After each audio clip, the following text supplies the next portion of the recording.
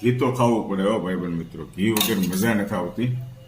અને આપણે લેશું ખાટી કેરીનું અથાણું. બોળાવાળો ભાગ લઈએ ને તો જમાવટ આવે. તિલવેતમાં નાખવું થોડુંક, થોડુંક લ્યો ને મજા આવી જાય. ઘી સાથે મિક્સ કરવાનું હોય. જો આ અને આજ છે ને જોરદાર કઢી બનાવી છે દોસ્તો. ટેસ્ટ હમણાં કરી લીધી ને ફરીથી પીવું છું. કાંઈ ન ઘટે. જો હીલુભાઈ જો આખી થાળી ભરીને કઢી ખીચડી. કઢી બનાવી હો પણ તમે એક નંબર, કાંઈ ન ઘટે.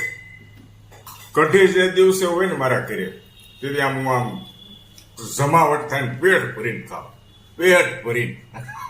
હીલુભાઈ જો કેરી સાથે પણ આનંદ લે છે.